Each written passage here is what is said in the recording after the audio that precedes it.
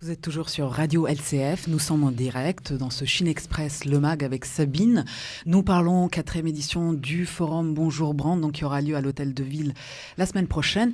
Et Sabine, nous étions en train de parler un peu des nouveautés, des accords entre ces bijoutiers chinois et grands designers français. Oui, avec Thomas Delussac, donc il nous disait qu'il avait travaillé avec Cho Tai-Fook. J'hésite toujours sur la façon de prononcer, excusez-moi si je le prononce bien mal. Moi aussi, je vous rassure. Parfaitement, Cho Tai-Fook, d'accord. Et avec une plus jeune entreprise chinoise. Et vous continuez justement à travailler. Est-ce que vous serez à Bonjour Brand cette année? Est-ce que vous travaillez encore avec des entreprises chinoises? Ce matin, j'ai reçu un coup de téléphone au petit déjeuner de Jing qui m'annonçait que donc on va retravailler avec Cho Tai-Fook sur un projet. Bravo. Mais on était tous les deux très pressés. Du coup, je n'en sais pas plus. Et j'ai peut-être à demandé vous le Jing. micro. Donc on découvre en direct. Bonjour, confirme, c'était moi qui t'ai appelé. et effectivement, Cho Tai-Fook avec les 6 designers pendant un an, en fait, ils ont créé une gamme de produits assez haut de gamme et ils s'en servent plutôt pour leur VIP aujourd'hui. Donc ils n'ont pas produit en masse.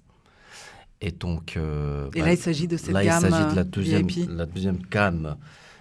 Qui ont justement, ils vont faire les déclinaisons, en fait, leur création de base pour que les pièces soient moins coûteuses et plus pour au grand public. Il faut quand même se dire que Cho Tai-Fook a fait un effort gigantesque dans le monde de gamme et ils créent même pas mal de nouvelles structures, celle en fait où les bijoux de Thomas Delussac et entre les 6 designers. Ils ont créé une nouvelle boutique qui s'appelle Joailleria. Bon, Sabine, on a de l'espoir, on pourra se faire offrir un bijou de Cho Tai-Fook si ça devient plus accessible, on ne sait jamais. Joailleria, et c'était encore un concept avec Thomas Delussac. On était allé pour l'inauguration de cette boutique. C'était la première boutique dans le sud de la Chine, à Shenzhen. Et là, ils avaient juste produit un exemple de chaque bijou. C'était plutôt en mode vitrine. Et depuis, on est à 6 mois de là, ils ont déjà à peu près une quarantaine de boutiques. Ah oui, dans toute la Chine. Une quarantaine de boutiques dans toute la Chine. Et là, en fait, ils ont besoin quand même d'avoir plus de produits et toucher un clientèle plus grand. Là, c'est pour ça, c'est dans ce contexte-là qu'il y a un deuxième volet de travail, de collaboration. Thomas, vous êtes excité à l'idée? Oui, parce que c'est intéressant, c'est un nouveau projet. Cette boutique que nous, on a vu émerger, c'était en décembre la première boutique, donc maintenant il y en a déjà 45, ce qui est presque effrayant, en fait, finalement, à notre échelle européenne. Mais c'est formidable, parce que du coup, pour nous, c'est une vitrine qui est importante et que cette gamme de magasins se veut plus haut de gamme et mettre en valeur des créations plus originales. Donc pour nous, c'est un très bon support de vente et de notoriété en Chine. Peut-être un mot sur le studio de design de Delussac que vous avez créé il y a 17 ans. Parlez-nous un peu de ce que vous faites, parce que je crois que les bijoux, ce n'est pas la première chose que vous avez commencé à créer.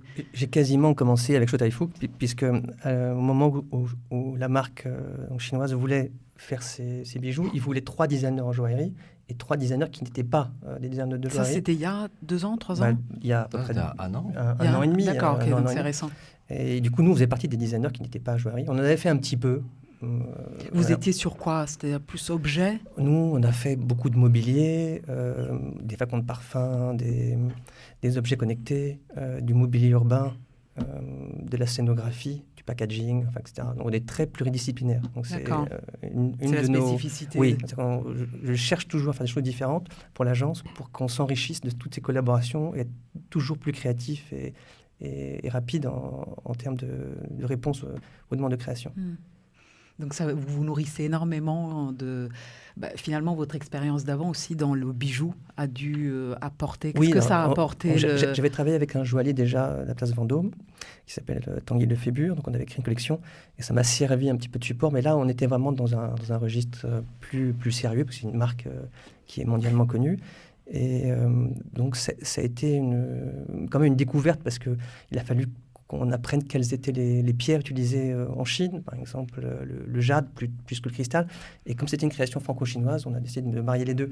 Mais il y avait toute cette recherche autour de la rencontre entre la culture chinoise et la culture française.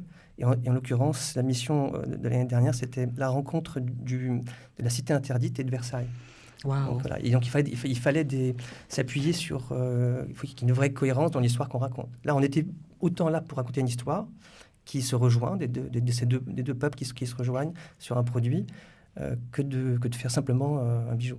Comment vous vous êtes imprégné de cette culture, de cette histoire chinoise ? Alors c'est ce que je disais tout à l'heure avant que Jing arrive. Ça nous a beaucoup surpris parce qu'on nous a dit, bon, vite, il faut... Ça y est, on a signé le contrat, il faut créer, vous avez un mois pour faire le boulot. Donc on s'est tous mis à fond dans le projet. Et après, on nous a dit, bon, vous allez découvrir la culture chinoise, ensuite dans un deuxième voyage. Mais comme on avait déjà fait la création, donc c'est vrai que c'était un petit peu bizarre. Donc au fur et à mesure de ce voyage qu'on a fait après la création, on a remodifié aussi un peu notre vision de nos produits.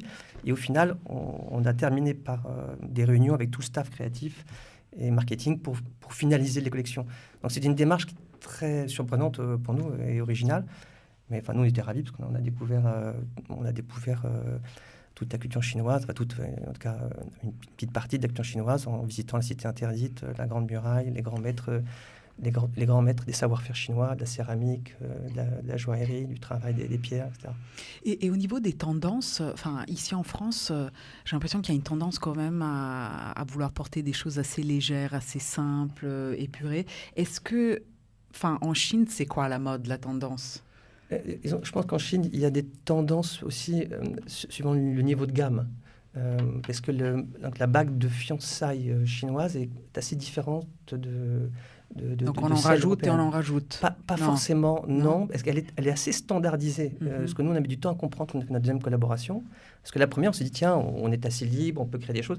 Et dans la deuxième, je me suis rendu compte qu'il y avait quand même des standards qui étaient assez clairs. Peut-être plus forts encore qu'en France. En France, depuis peut-être 10-15 ans, la bague de fiançailles a pas mal évolué. Et donc, ça part dans des directions assez diverses, assez créatives. Alors qu'il y a encore un standard assez clair là-bas en Chine. Peut-être que, Jing, tu peux en dire un mot On en avait parlé avec Nathalie Sokierka, une autre designeuse de bijoux. Et elle avait tendance à dire quand même que elle était ravie parce qu'elle pouvait laisser libre cours à son imagination. Il faut bien différencier. Si c'est très haut de gamme, c'est très libre. Et si c'est moyen haut de gamme, à ce moment-là, il faut rentrer dans un standard. Aussi sur un plan économique. Parce qu'il y a le prix aussi que les gens vont accepter. Donc là, en fait, c'est deux univers. Alors qu'en France, finalement, ça peut simplement être juste que l'une va être avec un gros diamant et de l'or et l'autre avec la même forme.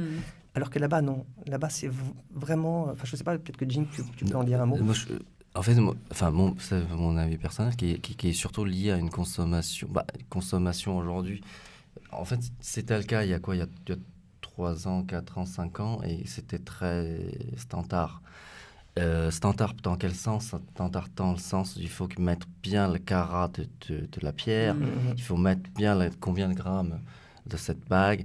En fait, les gens encore, ça c'est lié encore à une non-reconnaissance de la marque, de la valeur ajoutée. Donc quand qu'on reconnaît pas la valeur de la marque, on veut en avoir. Et donc c'est pour ça explique aussi pourquoi qu'en fait plus ça monte en gamme, plus les gens sont moins attachés à tout ce qui est matériel, plus dans le design, dans le rêve, dans ce que ça véhicule, la bague. Donc là le design intervient, pas seulement un savoir-faire. Donc le design peut véhiculer un rêve. Ça, je pense qu'il fait tous les jours. C'est du rêve. C'est du rêve. Moi, je suis designer. Pas que de la fonctionnalité. Parce que moi, je reste aussi aux objets, disons, qui sont beaux, mais fonctionnels. Pour moi, le design, c'est un rêve parce que je suis devenu designer, j'ai monté mon agence sans avoir appris à dessiner. Donc déjà, en soi, c'est une aventure humaine. C'est un rêve. Assez original, c'est une sorte de rêve. Et le but aussi du design, on parlait de la partie économique, de mettre en valeur les produits, etc. Mais c'est aussi de vendre du rêve et une histoire. Alors ces produits, on pourra les voir lors de la journée d'ouverture. Il y a une partie qui est en train d'arriver en France. J'ai hâte. Le 24 mai le 24 mai, qu'on a tous hâte de les voir. On ne peut pas les porter, non. Ça, faut...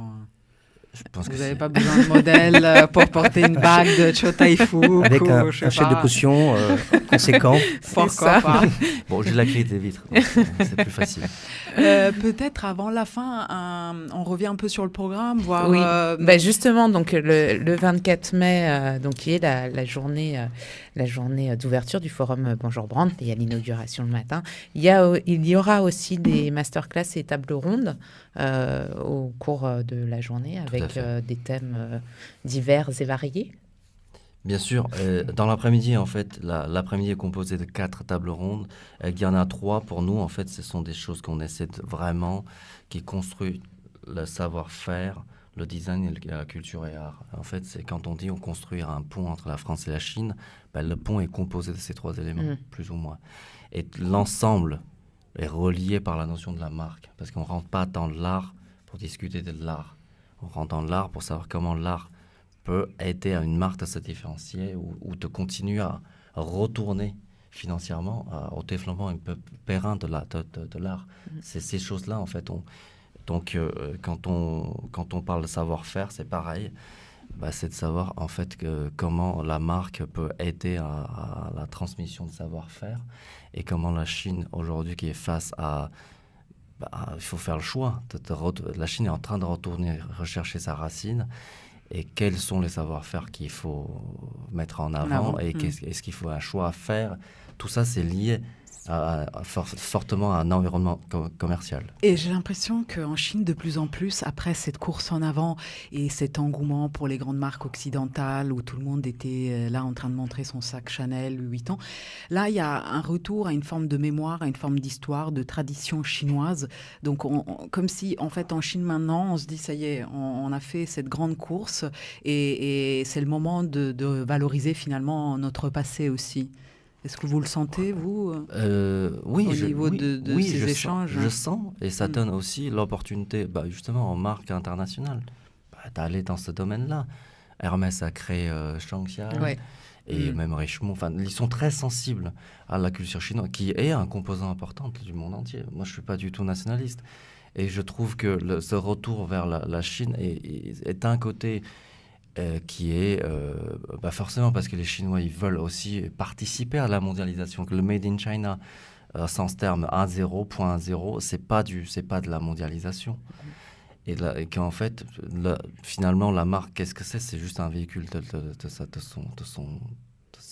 sa culture et pour créer un dialogue plus enrichissant pour le monde. Donc oui, ils ont cette volonté-là.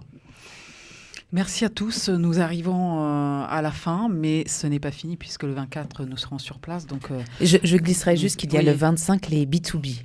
Oui, voilà. Absolument. On n'en a pas parlé. On n'en a pas parlé. Allez voir sur le site internet. Il y a des très bonnes informations de Bonjour Brandt. Rappelons le site, l'adresse du site. C'est bonjourbrandt.com. D'accord. Tout simplement. Un mot, c'est super important. Parce que tous les projets, il n'y a pas d'exception. Tous les projets qu'on réussit à avoir, c'est grâce à ces mises en relation via Futuralia. C'est le logiciel, c'est notre partenaire. Et c'est super important. C'est juste un passage un peu douloureux, c'est 10 minutes de remplissage de profil. D'accord. Après, et c'est gratuit. Sur le site internet. Mais sous sélection de Bonjour Brandt. Très bien. Je rappelle également que vous pourrez réécouter ce live ce soir à 21h. On mettra en ligne le podcast avec les extraits vidéo de ce bel échange. Et on se quitte en musique avec un choix de Thomas de Lussac. À bientôt. À bientôt.